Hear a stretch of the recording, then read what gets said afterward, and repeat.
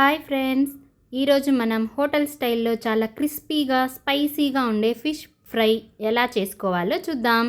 వేడి వేడి అన్నంలోకి సైడ్ డిష్గా కానీ స్నాక్లా కానీ తింటే చాలా టేస్టీగా ఉంటుంది. ముందుగా చేప ముక్కలను బాగా శుభ్రంగా కడిగి నీళ్లు పూర్తిగా వంపేసి పక్కకి పెట్టుకోవాలి.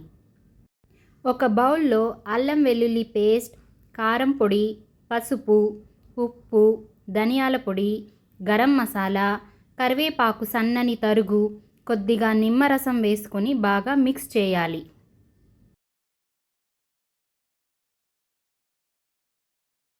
కొంచెం ఆయిల్ కూడా వేసుకొని బాగా కలుపుకోవాలి.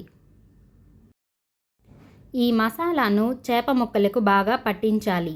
ఇలా అన్ని ముక్కలకు మసాలాను పట్టించాలి. ఈ ముక్కలను కనీసం 30 నిమిషాల వరకు మ్యారినేట్ చేసుకోవాలి. తవా వేడి చేసి కొంచెం నూనె రాసుకోవాలి. తవా పైన చేప ముక్కలన్నింటినీ పెట్టుకోవాలి.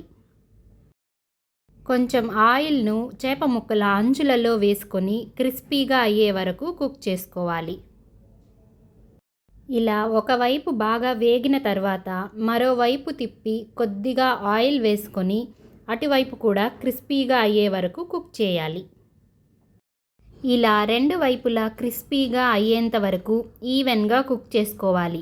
మంచి ఫ్లేవర్తో ఎంతో టేస్టీగా ఉండే ఫిష్ ఫ్రై రెడీ. ఒకసారి ఈ విధంగా ఫిష్ ఫ్రై ట్రై చేయండి, తప్పకుండా ఎంజాయ్ చేస్తారు.